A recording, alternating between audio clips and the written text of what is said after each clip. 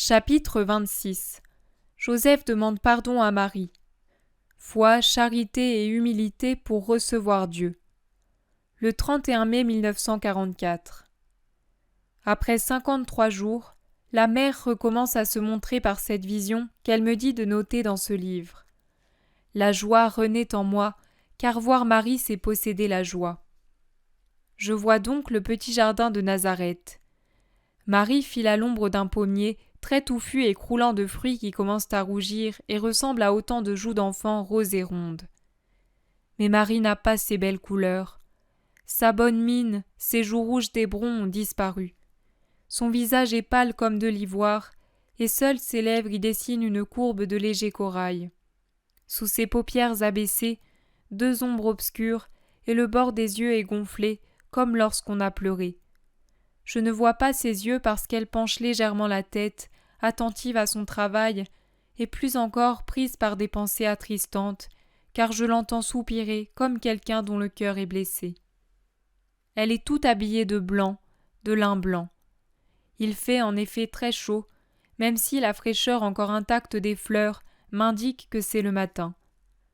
Elle a la tête nue, et le soleil qui joue avec le feuillage du pommier qu'une brise légère soulève et qui filtre en faisant des traînées de lumière sur la terre brune des parterres, dessine des ronds de lumière sur sa tête blonde et sur ses cheveux qui prennent des reflets d'or pur.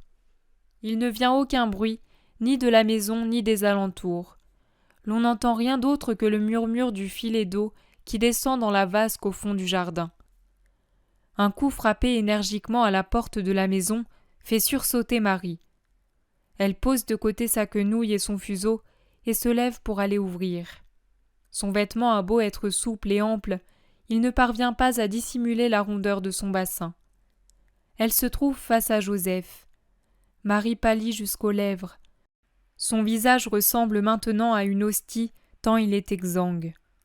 Le regard de Marie est triste et interrogatif. Le regard de Joseph paraît suppliant. Ils se regardent en silence. Enfin, Marie parle. « À cette heure-ci, Joseph, tu as besoin de quoi que ce soit ? Que veux-tu me dire ? Viens. » Joseph entre et referme la porte. Il ne dit toujours rien. « Parle, Joseph. Qu'est-ce que tu veux ? » ?»« Ton pardon. » Joseph s'incline comme s'il voulait s'agenouiller, mais Marie, qui ne le touche habituellement qu'avec beaucoup de réserve, le saisit résolument par les épaules et l'en empêche. Le visage de Marie change plusieurs fois de couleur. Il est tantôt rouge, tantôt aussi blanc que neige comme avant. « Mon pardon ? Je n'ai rien à te pardonner, Joseph. Je dois seulement te remercier encore pour tout ce que tu as fait ici en mon absence et pour l'amour que tu me portes. » Joseph la regarde, et je vois deux grosses larmes se former dans la cavité de son œil profond, y rester comme sur le bord d'un vase, puis rouler sur ses joues et sa barbe. « Pardon, Marie. J'ai manqué de confiance en toi. Maintenant je sais. Je suis indigne d'avoir un tel trésor. J'ai manqué de charité. Je t'ai accusé dans mon cœur. Je t'ai accusé sans justice, parce que je ne t'avais pas demandé la vérité. J'ai fauté envers la loi de Dieu en ne t'aimant pas comme je me serais aimé. » « Oh non, tu n'as pas péché. » »« Si, Marie, si j'avais été accusée d'un tel crime, je me serais défendue. Toi, je ne t'ai pas permis de te défendre, car j'allais prendre des décisions sans t'interroger. J'ai péché contre toi en te faisant l'offense d'un soupçon. Un soupçon, c'est déjà une offense, Marie. Celui qui suspecte ne sait pas. Moi, je ne t'ai pas connue comme je l'aurais dû. Mais pour la douleur que j'ai endurée, 3 jours de supplice, pardonne-moi, Marie. Je n'ai rien à te pardonner. C'est à moi, au contraire, de te demander pardon pour la souffrance que je t'ai causée. Ah oui, quelle souffrance, quelle souffrance! Vois, ce matin, on m'a dit que j'avais des cheveux blancs aux tempes et des rides sur le visage. Ces journées m'ont fait vieillir de 10 ans. Mais pourquoi, Marie, as-tu été humble au point de cacher ta gloire à moi, ton époux, et permettre ainsi que je te suspecte ? Joseph n'est pas à genoux, mais il est si penché que cela revient au même. Marie pose sa main sur sa tête et sourit. On dirait qu'elle l'absout.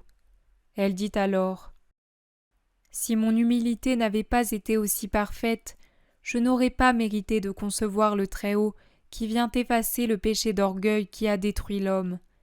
D'ailleurs, je n'ai fait qu'obéir, c'est Dieu qui m'a demandé cette obéissance. Elle m'a tellement coûté, pour toi, pour la souffrance que tu allais éprouver. Mais il fallait que je me taise.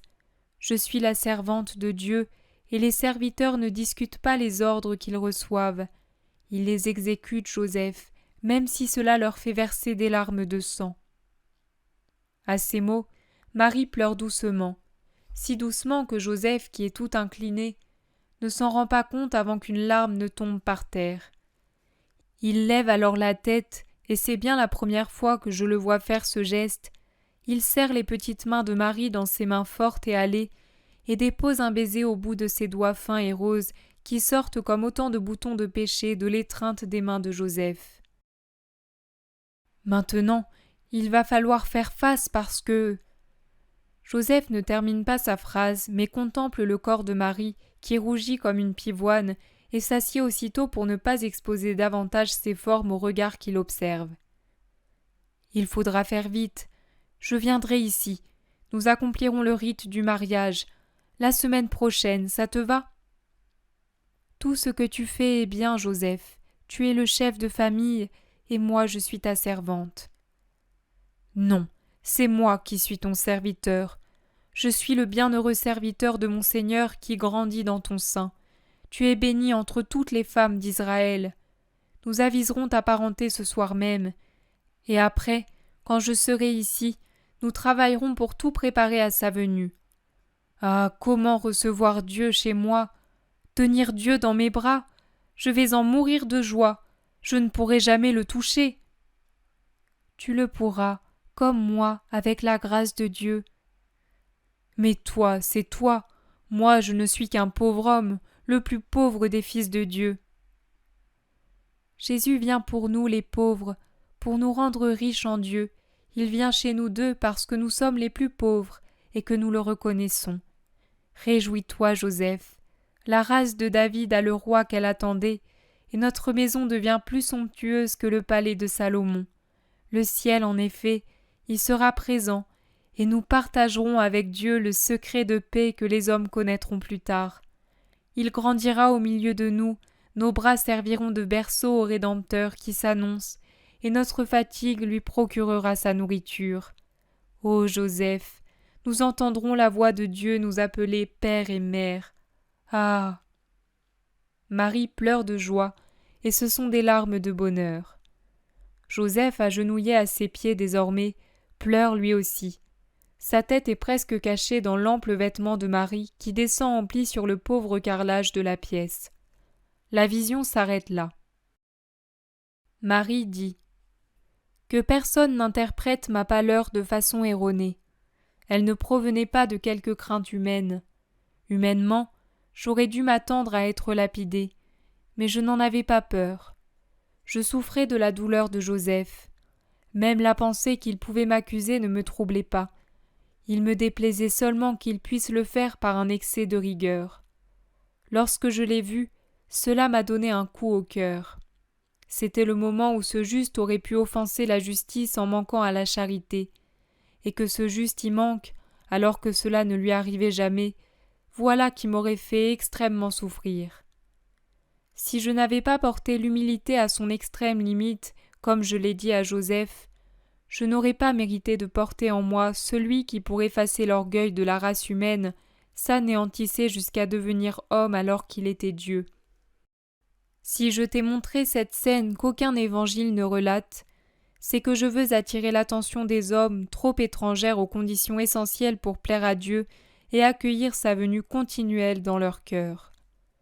Foi. Joseph a cru aveuglément aux paroles du messager céleste. Il ne demandait qu'à croire, parce qu'il était sincèrement convaincu que Dieu est bon, et que le Seigneur ne lui aurait pas fait subir, à lui qui avait espéré en Dieu, la douleur d'être trahi, déçu, méprisé par son prochain.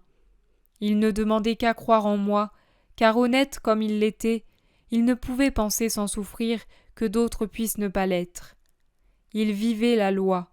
Or la loi dit « Tu aimeras ton prochain comme toi-même ». Nous nous aimons tellement que nous nous croyons parfaits même quand ce n'est pas le cas. Alors pourquoi cesser d'aimer notre prochain quand on le pense imparfait ? Charité absolue, charité qui sait pardonner, qui veut pardonner. Pardonner d'avance en excusant dans son cœur les défauts de l'autre. Pardonner immédiatement en accordant au coupable toutes les circonstances atténuantes. Humilité aussi absolue que la charité. Savoir reconnaître ses manquements, ne serait-ce qu'une simple pensée, et ne pas avoir l'orgueil, pire encore que la faute précédente, de ne pas vouloir reconnaître « je me suis trompé ». Dieu excepté, tout le monde se trompe.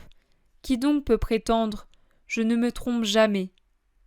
Une forme d'humilité est encore plus difficile, celle qui sait taire les merveilles que Dieu accomplit en nous quand ce n'est pas nécessaire de le faire pour l'en louer, afin de ne pas déprécier l'autre qui n'a pas reçu ces dons particuliers de Dieu.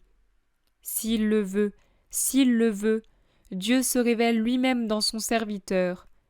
Élisabeth m'a vue telle que j'étais, mon époux m'a connue pour ce que j'étais lorsque l'heure vint pour lui de le savoir. Laissez au Seigneur le soin de vous proclamer ses serviteurs. Il y met un empressement plein d'amour, car chaque personne qu'il élève à une mission particulière est une gloire nouvelle ajoutée à sa propre gloire infinie. C'est en effet le témoignage de ce qu'est l'homme tel que Dieu le voulait, une perfection mineure qui reflète son auteur. Demeurez dans l'ombre et le silence, vous les privilégiés de la grâce, pour pouvoir entendre les paroles uniques qui sont vie, et pour pouvoir mériter d'avoir au-dessus de vous et en vous le soleil qui resplendit éternellement. Ô lumière bienheureuse qui est Dieu, qui fait la joie de tes serviteurs, resplendis sur eux, qu'ils exultent en toute humilité et te louent, toi seul, qui disperses les superbes, mais élèves les humbles qui t'aiment aux splendeurs de ton royaume.